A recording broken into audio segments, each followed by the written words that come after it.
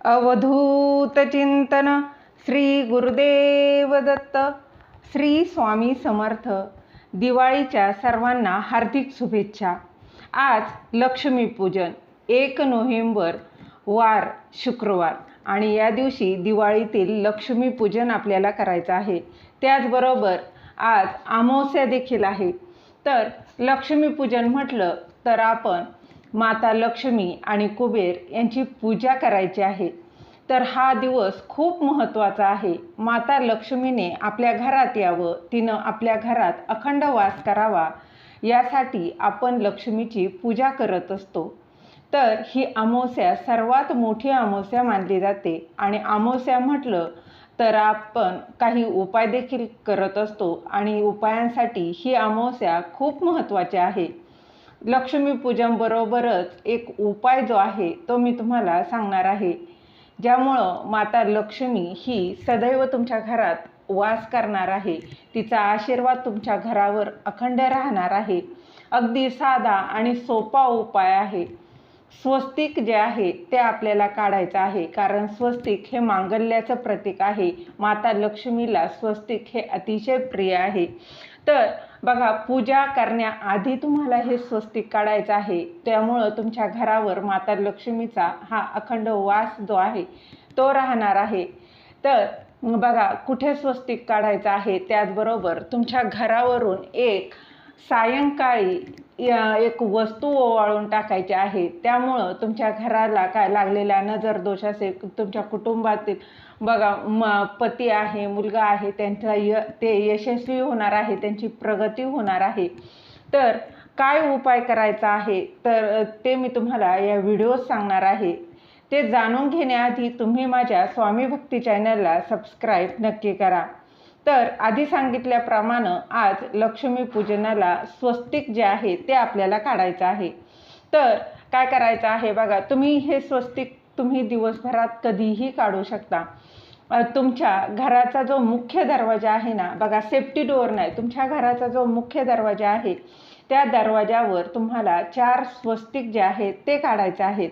तर ते कुठे आणि कसे काढायचे तर बघा, सर्वात आधी आपण दरवाजा स्वच्छ करायचा आहे. दरवाजाचे बघा ते स्वच्छ करताना त्या पाण्यामध्ये थोडंसं खडे मीठ टाका, चिमूटभर हळद, लिंबू, गोमूत्र टाकून त्याने स्वच्छ करा, किंवा अगदी फक्त हळद आणि गोमूत्र टाकून जरी स्वच्छ केलं तरी चालणार आहे. तो दरवाजा स्वच्छ पुसून घ्यायचा आहे. त्यानंतर उंबरठ्याला हळदीचं लेपन करायचं आहे. त्यानंतर लक्ष्मीची पावलं जे आहे ते तुम्हाला कुंकवानेच काढायचे आहेत. बघा, माता लक्ष्मीला कुंकू हे अतिशय प्रिय आहे. त्यानंतर काय करायचं आहे, तुमचा जो मुख्य दरवाजा आहे त्या दरवाजावर शुभ लाभ आपण लिहितो बघा. सेफ्टी डोअरवर लिहायचं नाही, काढायचं नाही, हे मात्र लक्षात घ्या. तर जिथे 64 योगिनी यंत्र मुख्य दरवाजाच्या बाहेरच्या बाजूला आपण लावतो ना, त्या मध्यभागी जिथे लावलेला आहे त्याच्या खाली तुम्हाला एक स्वस्तिक काढायचं आहे. स्वस्तिक काढताना त्यावर 4 टिपके, दोन्ही साईडनी 2-2 रेषा ज्या आहेत त्या देखील काढायच्या आहे. त्यानंतर दुसरं जे स्वस्तिक आहे ते तुम्ही घरात प्रवेश करताना तुमच्या डाव्या हाताला तिथे शुभ लिहायचं आहे आणि त्याच्या खाली तुम्हाला एक स्वस्तिक काढायचं आहे. हे देखील सगळे स्वस्तिक हे कुंकवानेच काढायचे आहे. शुभ लिहिताना देखील हे कुंकवाने लिहायचं आहे. त्यानंतर आपण घरात प्रवेश करताना आपल्या बघा डाव्या बाजूला शुभ लिहून काढायचं आहे. त्यानंतर उजव्या बाजूला लाभ लिहायचा आहे आणि त्याच्या खाली देखील एक स्वस्तिक काढायचं आहे. त्यानंतर चौथं स्वस्तिक कुठं काढायचं तर बघा, स्वस्तिक म्हटलं ना तर ते शुभतेचं प्रतीक आहे, मांगल्याचं प्रतीक आहे. आपल्या घरातील नकारात्मकता कमी व्हावी, लक्ष्मी ही आपल्या घरात सोन्याच्या पावलांनी घरात यावी, यासाठी आपल्याला हे स्वस्तिक जे आहे ते काढायचं आहे. स्वस्तिक काढताना छान काढा. अगदीच बघा, एक छोटं एक मोठं असं काढू नका. त्यानंतर काढताना ते संपूर्ण काढा, म्हणजे 4 टिपके, दोन्ही साईडला 2-2 रेषा असं पूर्ण काढायचं असतं. कारण बघा, स्वस्तिकच्या साईडला 2-2 रेषा काढणं म्हणजे त्या आपल्याला आपल्या मर्यादा दाखवत असतात. दरवाजाच्या साईडला बघा थोडी का होईना भिंत असते, तिथे तुम्ही स्वस्तिक काढायचं आहे. लक्ष्मी ही दरवाजाने आत आली आत येत असते. तर चौथं जे स्वस्तिक आहे ते तुम्हाला काय करायचं आहे, हळदीचं लेपन आपण उंबरठ्याला काढतो ना तिथे तुम्हाला ह्या उंबरठ्यावर मध्यभागी चौथं स्वस्तिक जे आहे ते काढायचं आहे. त्यानंतर घरात प्रवेश केला की तुमचं जे देवघर आहे, देवघराची जी भिंत आहे त्या भिंतीवर तुम्हाला एक स्वस्तिक काढायचं आहे. त्यानंतर कपाटातली तुमचं तिजोरी जी आहे त्या तिजोरीवर, मग तिजोरी का खूप सोन्या नाण्याने पैशाने भरलेली अशी तिजोरी का नाही, जे काही आहे जिथे तुम्ही पैसे ठेवताना ती तिजोरी तिथे एक तुम्हाला स्वस्तिक काढायचं आहे. त्यानंतर तुमची किचन जो आहे त्या किचनची शेगडीच्या वरती जी समोरची जी भिंत आहे, अगदी छोटी बघा, खिडकी जरी असेल तरी थोडी का होईना पण भिंत असते, त्या भिंतीवर तुम्हाला एक स्वस्तिक काढायचं आहे.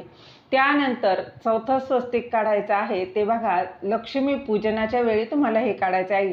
बाकीची स्वस्तिक तुम्ही आधी काढली तरी चालणार आहे, परंतु हे चौथं स्वस्तिक हे लक्ष्मी पूजन तुम्ही जिथे मांडणार आहात, धनत्रयोदशीला जी झाडू म्हणजेच केरसुनी जी खरेदी करून आणलेली आहे ती जिथे मांडणार आहात, ती मांडण्याच्या आधी तुम्हाला हे स्वस्तिक जे आहे चौथं स्वस्तिक तिथे काढायचं आहे आणि त्यावर ही झाडू ठेवून तिची पूजा करायची आहे.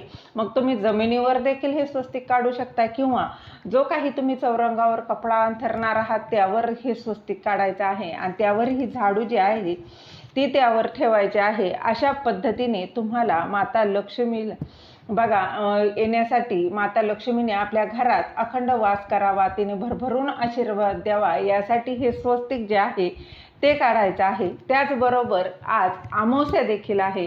अमावस्या म्हटलं तर उपाय देखील केले जातात. तर तुमच्या घरात बघा तुमच्या मुलांची प्रगती व्हावी, तुमच्या पतीची प्रगती व्हावी, त्याचबरोबर तुमच्या मुलांना लागलेला काही नजर दोष असेल, ते खूप हट्टी चिडचिडपणा करत असेल, रागीटपणा होत असेल, तर त्यांच्यावरून एक वस्तू जी आहे ती तुम्हाला आवर्जून ओवाळून टाकायची आहे. तर ती म्हणजे पिवळी मोहरी, चिमूटभर पिवळी मोहरी घ्यायची आहे. त्यानंतर थोडीशी रक्षा म्हणजे काय, तर आपण जे अगरबत्ती देवासमोर लावतो, स्वामी समर्थान जो जप करतो त्याची जी रक्षा आहे ती चिमूटभर रक्षा आणि पिवळी मोहरी घ्यायची आहे. ती त्या मुलावरून 7 वेळा ओवाळून श्री स्वामी समर्थ अशी 7 वेळा ओवाळून ती तुम्हाला टाकून द्यायची आहे. टाकून देताना बघा कुणाच्या पायाखाली येणार नाही अशा पद्धतीने तुम्हाला घराच्या बाहेर टाकायची आहे. त्यानंतर तुमच्या पतीवरून देखील तुम्ही अशी मोहरी उतरू शकता. अगदी तुमच्या घराचा देखील नजरदोष या पिवळ्या मोहरीने काढू शकता. त्याचबरोबर तुमच्या घरात जसं कोणी आजारी व्यक्ती असेल, सतत आजारपण त्याच्या पाठी लागला असेल, मग मुलगा असो, मुलगी असो, पती असो किंवा अगदी घरातील कुटुंबातील कोणीही व्यक्ती असो आणि त्याच्या जर पाठी सतत आजारपण दुखणं जरी आलं असेल ना, तर अशा व्यक्तीवरून तर आवर्जून आज खूप मोठी अमावस्या आहे, तुम्ही उतारा जो आहे तो करायचा आहे. नारळाचा उतारा आपल्या सगळ्यांनाच माहीत आहे बघा, केंद्रात सांगितला जातो. एक नारळ घ्यायचा आहे, शेंडी त्या व्यक्तीकडे करायची आहे, त्यावर कोरड्या शेंदुराने त्रिशूळ काढायचा आहे आणि हा त्रिशूळ काढून झाल्यानंतर हा 7 वेळा नारळ त्या आजारी व्यक्तीवरून श्री स्वामी समर्थ हा आपल्या महाराजांचा मंत्र म्हणायचा आहे आणि तो नारळ उतरून तुम्ही बघा अगदी घराच्या बाहेर नेऊन ठेवायचं आहे किंवा तुम्ही अगदी कचरा तुमचं जिथे डस्टबिन असेल त्या कचरा पेटीत जरी नेऊन टाकला तरी चालणार आहे. परंतु उतारा करताना कोणाशीही बोलायचं नाही. त्याचबरोबर जो कोणी नारळ उतरवणार आहे त्याने पाठी ओळून बघायचं नाही. तिथून आल्यानंतर काहीच नाही, स्वच्छ हातपाय धुवायचा आहे आणि देवासमोर नमस्कार करायचा आहे. अतिशय प्रभावी हा उपाय आहे, आवर्जून करा. त्याचबरोबर नारळाचा उतारा तुम्ही तुमचं वाहन असेल, मग 2 व्हीलर असो, 4 व्हीलर असो, त्यावरून देखील तुम्ही करू शकता. त्याचबरोबर तुम्ही घरावरून देखील अशा पद्धतीने नारळाचा उतारा जो आहे तो करू शकता. घरावरून म्हणजे काय, घराच्या बाहेर तुम्ही उभं राहायचं आहे आणि तुमचं घराचा जो दरवाजा आहे, मुख्य दरवाजा आहे, चौकट आहे, वरून खाली असा 7 वेळा तो नारळ उतरवायचा आहे. आता बघा आजारी व्यक्तीसाठी वेगळा घ्यायचा आहे आणि घरावरून जर करणार असेल तर तुम्ही तो वेगळा नारळ घ्यायचा आहे. एकच नारळ सगळ्यांसाठी वापरायचा नाही, हे मात्र लक्षात घ्या. आणि अशा पद्धतीने तुम्ही घराचा देखील नजरदोष काढू शकता. तुमच्या घरावर बघा कोणी घरात येऊन गेलं की नंतर कटकट भांडणं होत असतात, तर त्यांचा नजरदोष आपल्या घरावर लागलेला असतो. कधी कधी लोक गोड गोड बोलतात पण त्यांच्या मनात आपल्याविषयी काय वाईट आहे हे आपल्याला माहीत नसतं.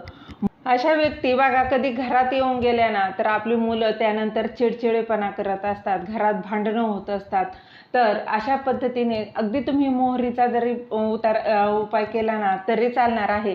यामुळं तुमच्या कुटुंबाची प्रगती होणार आहे, तुमच्या पतीची प्रगती होणार आहे, मुलांची प्रगती होणार आहे, त्यांचा चिडचिडेपणा, हट्टीपणा याने दूर होणार आहे. सर्वात मोठी अमावस्या आहे, आवर्जून करा. झालेली सेवा महाराजांच्या चरणी रुजू करते. दिलेली माहिती तुम्हाला आवडली असेल तर लाईक करा, शेअर करा, सबस्क्राईब करायला विसरू नका. श्री स्वामी समर्थ. जय जय स्वामी समर्थ.